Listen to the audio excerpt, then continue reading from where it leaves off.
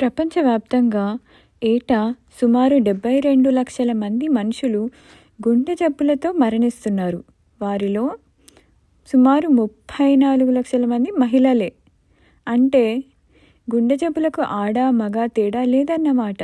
అయితే గుండెపోటు రావడానికి ముందు వెలువడే వివిధ సంకేతాలను పట్టించుకోకపోవడం వల్ల ప్రతి ఏడాది అన్యాయంగా అనేక లక్షల మంది బలైపోతున్నారు.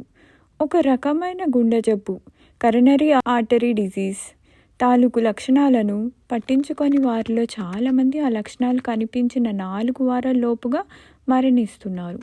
వీనిలో గుండెపోటు వచ్చినప్పుడు 2/3 మంది ఆసుపత్రికి చేరేలోగానే మరణించడం గమనార్హం. రానున్న గుండెపోటుకు సంబంధించి మన శరీరం ఇచ్చే వివిధ ప్రమాద సంకేతాలను గుర్తించడం కొంచెం కష్టమైన విషయమే, అయినా సరే తప్పదు. ఈ లక్షణాలతో కొన్ని ముఖ్యమైనవి ఏంటంటే, చాలా రకాలకు చెందిన హార్ట్ అటాక్ల విషయంలో సరిగ్గా ఛాతీ మధ్య భాగంలో కొన్ని నిమిషాల పాటు ఒక రకమైన ఇబ్బంది కలుగుతుంది. ఈ ఇబ్బంది కొన్ని నిమిషాల పాటు స్థిరంగా ఉండవచ్చు, లేదా ఇలా వచ్చి అలా పోతూ మళ్ళా ఇలా వచ్చి అలా పోతూ ఉండవచ్చు.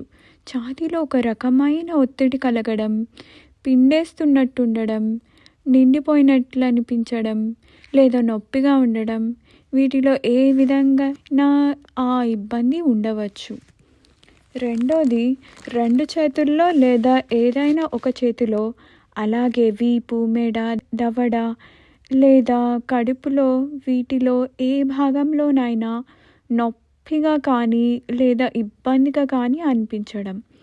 ఊపిరి సరిగ్గా ఆడకపోవడం లేదా శ్వాస తీసుకోవడం వల్ల ఇలా ఇబ్బందిగా అనిపించడం లేదా గుండె జబ్బు లక్షణాలతో ఒకటిగా పరిగణించాలి. ఇలా ఊపిరి రాకపోవడం అనేది ఛాతీలో ఇబ్బందితో పాటు కలిసి రావచ్చు, లేదా ఛాతీ నొప్పి రావడానికి ముందుగానైనా రావచ్చు. ఇంకొకటి, ఒళ్ళంతా చల్లని చెమటలు పట్టడం, నాజియా లేదా తేలిగ్గా అయిపోయినట్లు అనిపించడం లాంటి మరికొన్ని ఇతర లక్షణాలు కూడా గుండె జబ్బుని గుర్తించవచ్చు. పైగా చెప్పిన లక్షణాలన్నీ ఖచ్చితంగా గుండె జబ్బు ఊపిరి అవ్వడానికి సంకేతాలు కాదని, గుండెపోటు రావడానికి ముందు కనిపించే లక్షణాలతో ఇవి కూడా ఉన్నాయని మాత్రం మీరు గుర్తుంచుకోవాలి.